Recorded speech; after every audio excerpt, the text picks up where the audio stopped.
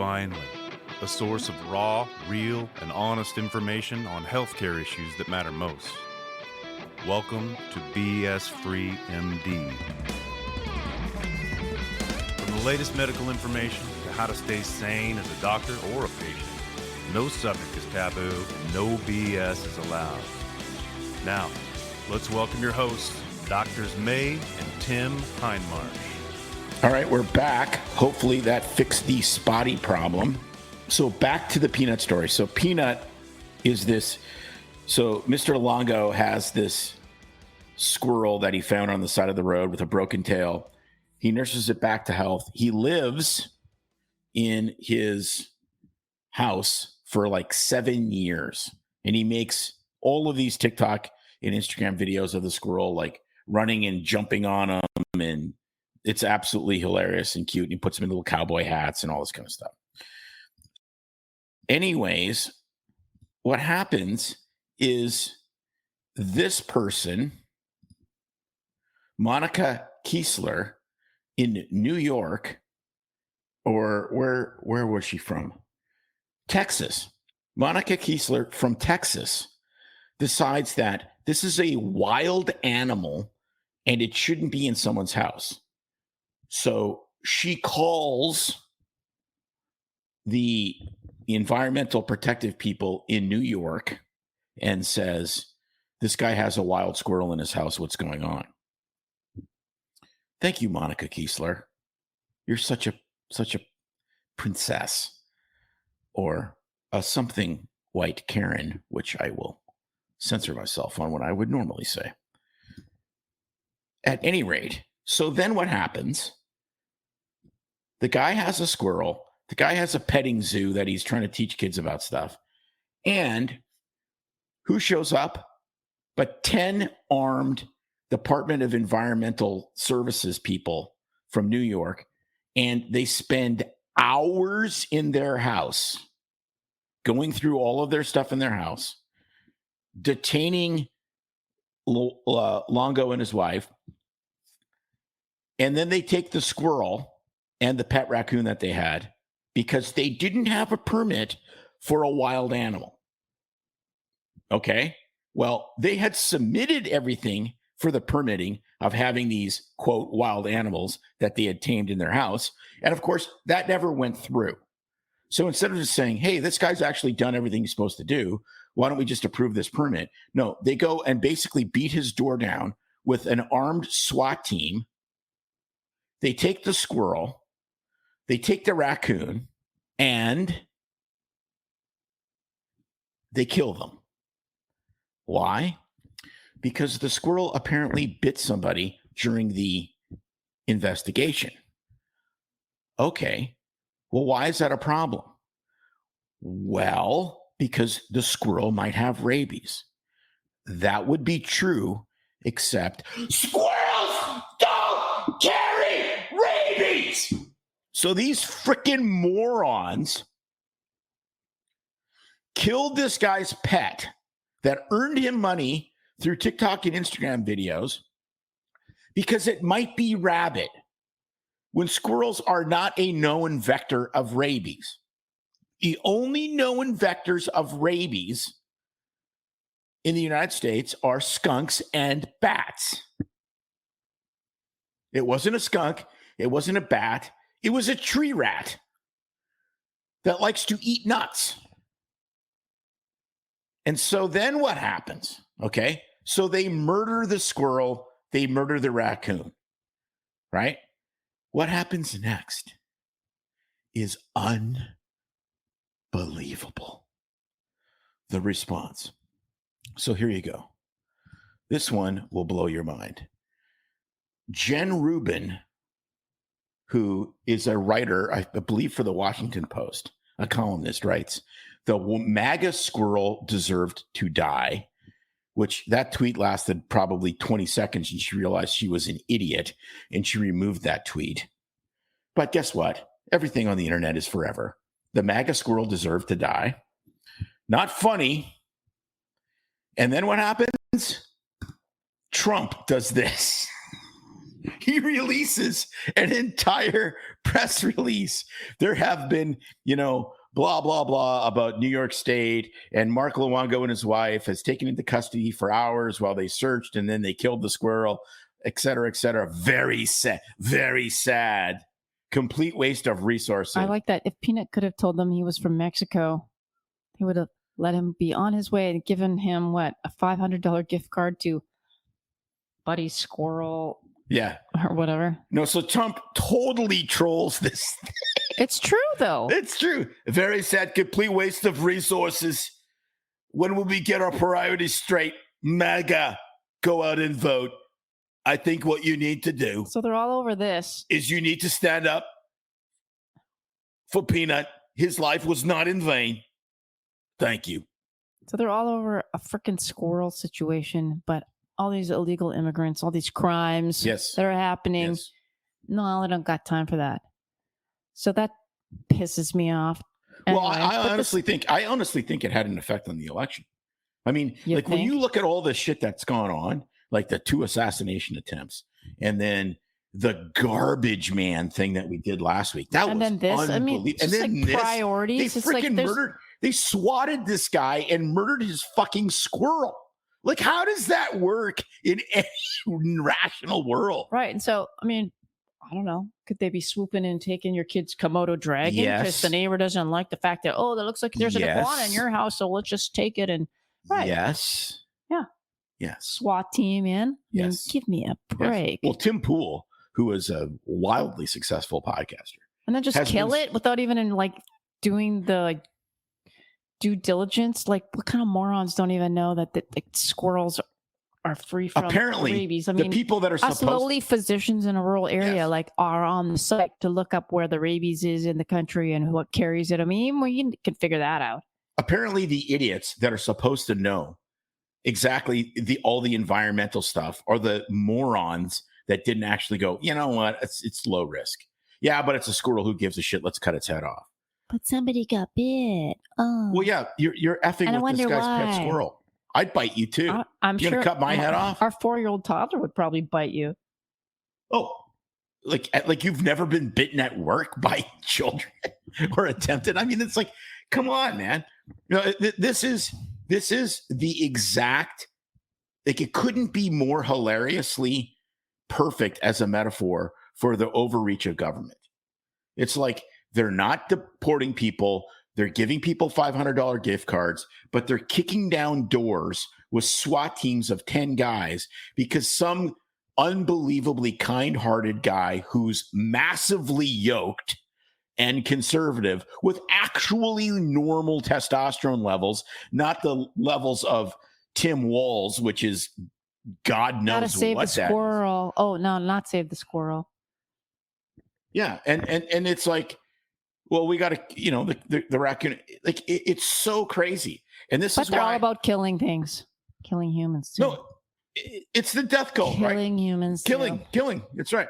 I'm gonna say it. Sorry. No, it's true. Not it's the sorry. party of death. It's like, what do? We sacrifice children for convenience, and then once they're born, we fuck them up with vaccines and tell them to cut their dicks off. Sorry, I'm losing it a little bit. I should probably temper my speech, but I'm not going to temper my speech. I'm really tired. I stayed up till 3 last night, which was totally worth it. But it's completely nuts. It's exactly what Trump said. Get your priorities straight. Exactly. I mean, not Oliver Stone. What's his name? Trump's advisor there, Roger Stone. 70-some-year-old man. His wife's the same age. They came in. They came in with SWAT teams to arrest him for some weird, which he was eventually pardoned for. And when the CNN video trucks showed up before the SWAT team, for a SWAT raid, interesting, on Roger Stone's house. I wonder how that happened. You wonder how that happened. So now they get their asses kicked in the election, and they're coming out. It's like, well, we just want a peaceful transition of power, and we want to. Oh, okay, that's what you want now. So now it's ass kissing session, right? Because now you're scared absolutely shitless that what you've done to him will be done to you. And you know what? It's not going to happen. Nope. It's not going to happen. What's going to happen is Trump is so legacy driven now because he's almost 80 years old. Take the high road. Take the high road. It's all going to be about, Kennedy doing the Maha thing and Trump doing the energy and the tariffs, and the greatest word in the English language is tariff. All of that. It's an economic agenda. He's an economic guy. That's what's going to happen. That's why the stock market went up like almost 3.5% today, because they're, holy crap, energy is going to get cheap. Maybe the economy will get better. Well, maybe it will. And maybe you'll be able to afford a dozen eggs without donating a testicle. Right. All right. Before we get to the next story. What's next? The next story is in this section.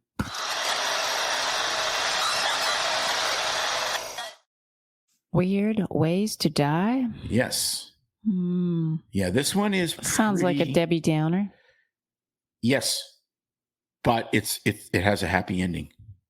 It has a happy ending. Upside down for 7 hours. So this woman in Australia was hiking where there was these gigantic boulders, and she dropped her phone between two boulders. And then she kind of dove between the boulders to get her phone out, and she got stuck upside down for 7 hours. And so the thinking was, if you're upside down for really any prolonged length of time, you're just going to die. Man, I've done a headstand for, 3 to 5 minutes and felt like I was going to die. Like my head was going to explode from all the, I have low blood pressure as it is. And I felt like my head was going to turn into an exploding pumpkin. Yeah. So basically what ends up happening is you get this unbelievable high pressure in your head, which is bad because you can stroke out or, blow an aneurysm or something. And you have lower blood pressure everywhere else. So your heart is working super hard to try to pump blood to your extremities that are above your head. And meanwhile, your head is trying to blow up. And your head can't pump blood back like your muscles and your limbs do. What is your second heart? It's your legs.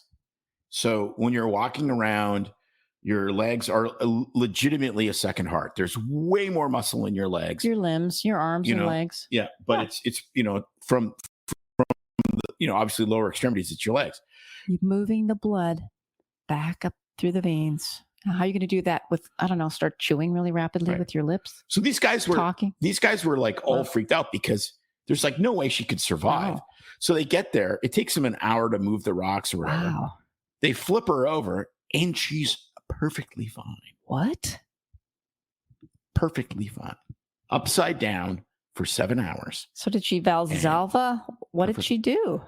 I think she was really fit, and I think she was fairly young. Wow. I don't think she was, a 72-year-old brittle diabetic with hypertension. That's unusual. No, it was really crazy. Like it's such an unusual case because the kind of normal science would be this is going to completely kill somebody, right?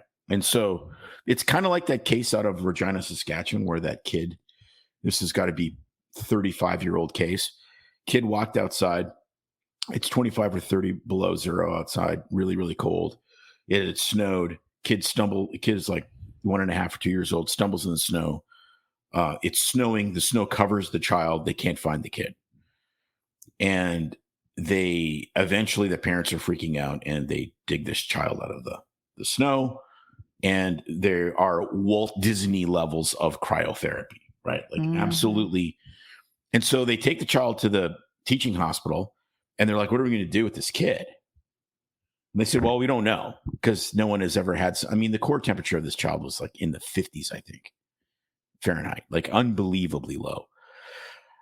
And so they said, well, you have to warm them up slowly. The only way we're going to do that is with the heart and lung bypass machine. So they put the child on ECMO, the heart lung bypass machine. And the attending intensivist just said, we're going to go this many degrees an hour. And they picked a really slow thing and they said, you know what? You're not dead till you're Mormon dead. And they resuscitated that kid.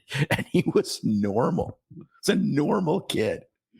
I remember that. Just unreal. Like they basically cold water drowning or in a pump. Yeah, the cold water drowning stuff. I thought it was through a lake. No, not this one. This is the coldest the person has ever been and survived. I should look up the actual details. I didn't know we were going to talk about it, but it's absolutely fascinating because this child, in the old days, if that happened in the 50s or 60s, he'd be just like your dad. See you later. Mm-hmm. And they thought him out. But that's completely different physiology going on than upside down in your head.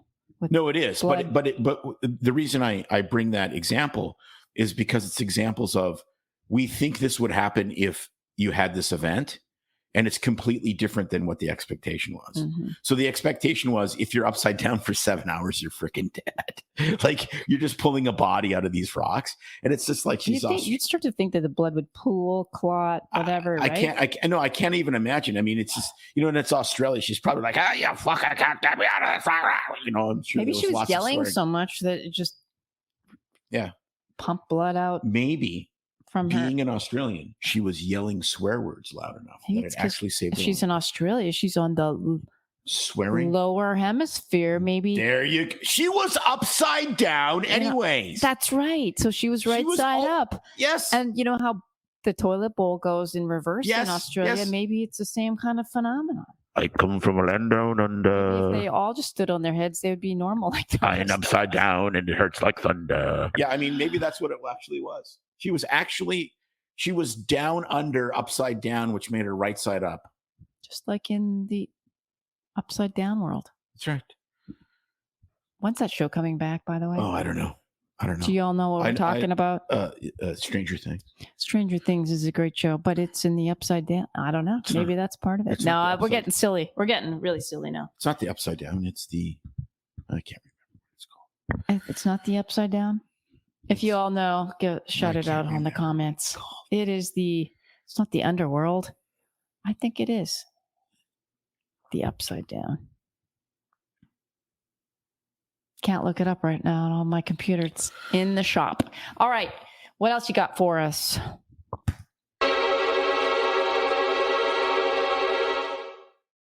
Those cats on there. Just great. Meme of the week.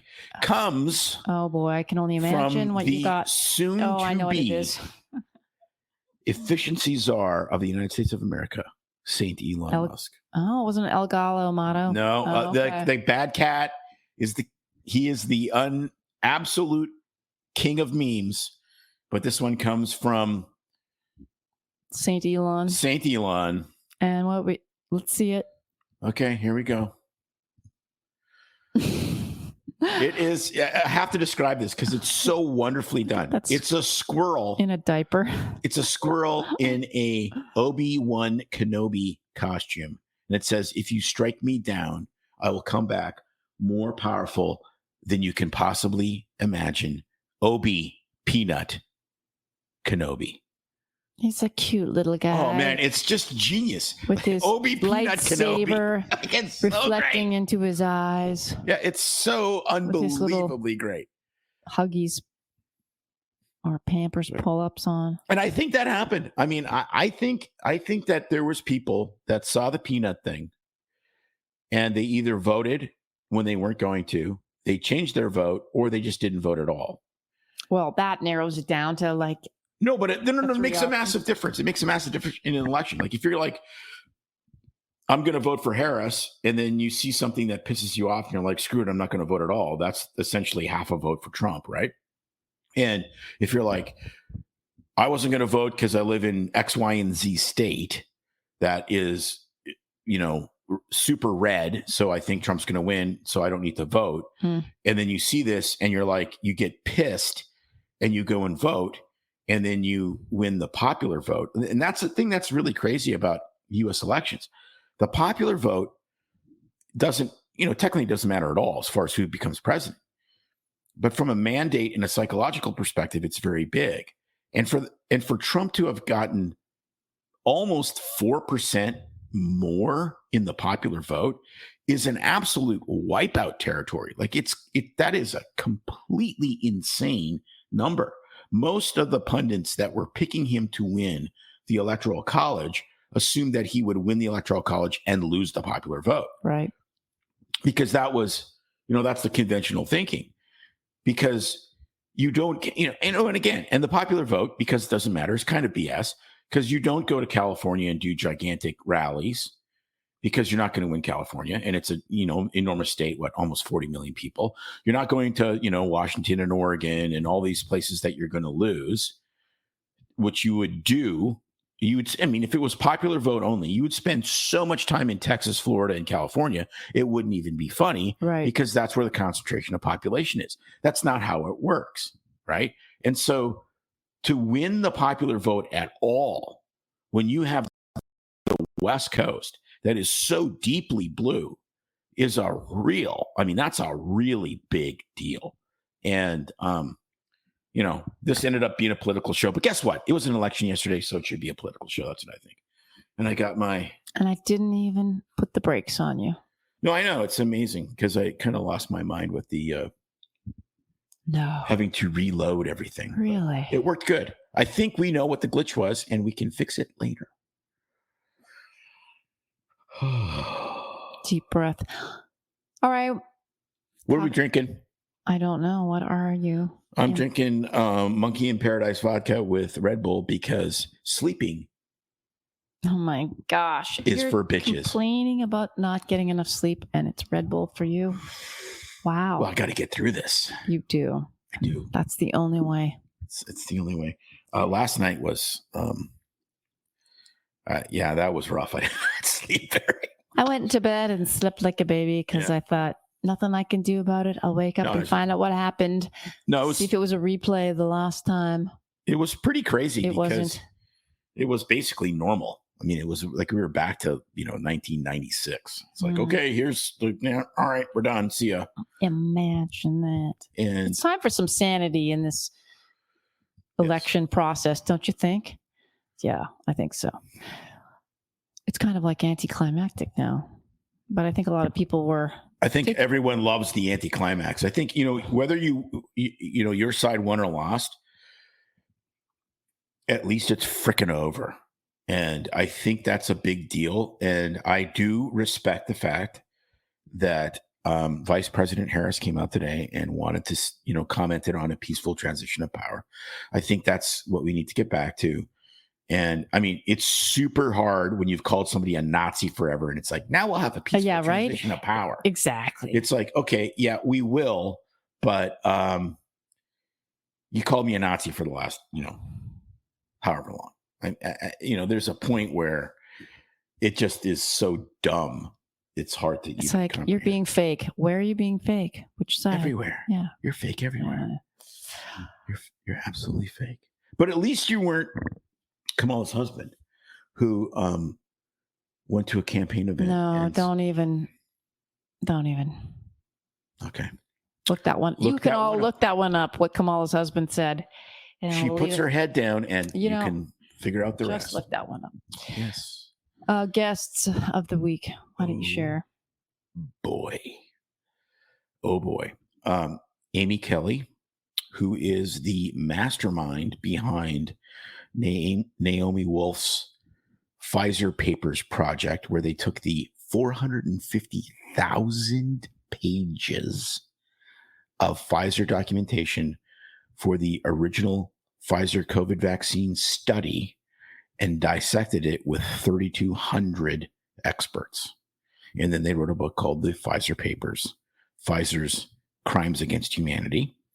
And we interviewed her, and it is amazing. Yeah, she talks a little bit about the process, how she got involved in doing that, the teams, how they started looking at this, and how the what the FOIA documents are. And so she explains that to you in case you have been uninvolved or unaware of what those are. And then some of the findings, which is, I would say at this point, if you've been paying attention, no surprises. It's kind of what we see happening in the world around us. The findings were not. The findings were what we have been talking about in the medical freedom world forever. The part that really drives me crazy is the fact that the FDA was running cover for everybody Pfizer. Pushed it through and just said, "Oh, it looks great." Like they didn't FOIA the documents from Pfizer; they FOIA'd the documents from the FDA. So the FDA knew as well what so the FDA what Pfizer was trying to cover up. Yeah, like that. Yeah, like that should make everybody's head explode. Like that should be literally Control Alt Delete no FDA. We are going to Control Alt Delete the FDA. We're going to fire every single person. We're going to burn the buildings to the ground, and we're going to start all over again. Well, we've been talking about it on our show with guests for a long time. How these people have double interest because they hold patents to drugs and medication. No, and it's completely nuts. Stock, and they have their own interests, financial gain in it, and they're all. Yeah, there's two laws. There's two laws. There's the Dole Bail Act, which allowed people that work for the government to hold patents on, drugs and whatnot. And then there's the vaccine law of 1986 that got rid of any liability for vaccine manufacturers. So if you have no liability, like if you can make a product and sell it and lie about it and never get sued, what do you think's going to happen? Like, it's not that complicated. And then in the first place, you went to Congress and you said, we need liability protection or else we can't make vaccines. Why? Because if they were super good and protected everybody, you shouldn't need liability protection because you'd never get sued because they're doing what they're supposed to do. No, you need liability protection because your product is a piece of shit. That's the only reason you need liability protection. It's common sense. Mm-hmm. Yeah. So that was a great interview where she really simplified things and explained what they've been finding, and they're still working on more documents as they're released because it's a slow process, including Moderna, the 12 to 15-year-old study, the children's data, as well as the Moderna. Okay. So there's 450,000 pages of Pfizer. That's the adult. And there's probably 15 and over. Yeah, that's the initial stuff for the 15 and older. Yes. In Moderna, there's I think you said over 4 million. No, I don't think so. I think it's over 1 million. Well, it's way over 1 million. No, it's multiple millions of pages. So just think about this. How do you produce in 7 months? I don't think I've read 1 million pages in my lifetime in books. No, I don't know. How do you produce in seven months? Okay, let's say a year. Okay, from the beginning of Operation Warp Speed to when the gene therapy vaccines were released in November of 2020. You've got time to read all that? No, how do you even produce that data? It's not possible. It's not possible. That data was not produced in that period of time. It was all set to go. They had previous she says that studies. some of it is documentation of like previous studies from years ago that's included in there. Yes, there has to be. There's no question. Some of it is PDFs that are files of graphs, etc. I mean, but the majority of it is still listen to it. Documentation. It'll blow your mind and piss you off. And now her massive team is going through that bit by bit. So anyway, I want the massive team to go through every single pharmaceutical agent for the last 50 years. I said they will have a lifetime supply of information to go through. No, I want them to go to the raw data, not the peer reviewed studies. I want them to go to the raw data on statins and SSRIs and all of these other drugs that have been wildly overprescribed. It'll be fast because there isn't any. Well, no, I mean, it's crazy. Like, I don't know. Let's go to the raw data on the childhood vaccine schedule and the fact that the hepatitis B shot was only monitored for 4 or 5 days after they gave it to a 1-day-old. Okay, you're 1 day old. How long do you have to get a side effect from a vaccination that you got at 1 day? I don't know, maybe 90 years. Maybe 5 days isn't long enough to actually determine if there's a problem because you might live for 90 years. Like, it's seriously, the problem is these people are so unredeemably corrupt that they're taking something that is unbelievably valuable and unbelievably important, which is allopathic medicine. I want hospitals that work well. I want drugs that cure my pneumonia. I want to be able to get a liver transplant after my 50,000th episode of DOCTALES. And when you completely corrupt the system, people leave it. And they divorce themselves from the system that actually is really good, but just so corrupted you can't do it. It's like saying 50% of marriages end in divorce, so I'll never get married. No. That's not the point. Marriage is amazing. Corrupted marriage is awful. It's not about marriage. It's about corruption. Yeah. It's not about big pharma or allopathic medicine or emergency rooms or hospital systems or insurance companies. It's about corrupted systems that are so corrupted that people are going to just divorce themselves completely from something that's actually necessary. And that totally pisses me off because that's dangerous. You want amazing orthopedic surgeons. You want amazing radiologists. You want great family doctors that look at you as an entire person, and therapists and psychiatrists that, that nurture your soul. But it's been so corrupted by these assholes that we throw the good out with the bad. And that's so dangerous. You end up, okay, so you solve the corruption and then you've destroyed the system by solving the corruption. You can't do that either. Deep breath. Glad you solved the system. No, I haven't solved the system. I've at least pointed out what the problem is, and that's it. Like that's literally it. Like, no, I'm just poking fun at you. I know. All right, that's my job on this show. All right, kids. We, I think, have expunged everything we can out of this show. We'll have to get it edited and spliced together for the audio version that comes out in a few days. And you know what? No politician saves us. The only spiritual savior, in our opinion, is Jesus. And the only one that's going to change your life and save you is you. So politics matters, but it doesn't matter as much as we think it does. But that said, I'm still gloating my ass off today. So with that, we shall leave you with a smile and a cocktail. Till next time, stay BS free. It's no secret that medicine is a bit uptight. That's why Tim and I created BS Free MD to mix things up a little and have fun in the process.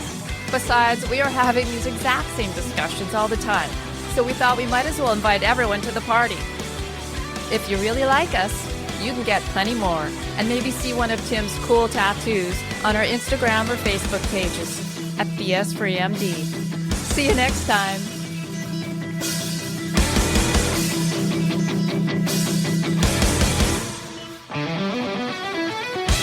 While we try to keep BS Free MD as raw and real as possible, we can't be held responsible for any medical decisions or discussions had as a result of what you've heard on the show. We know, bummer. But the truth is, we really do care about your questions. So feel free to reach out to us by email at doc@bsfreemd.com.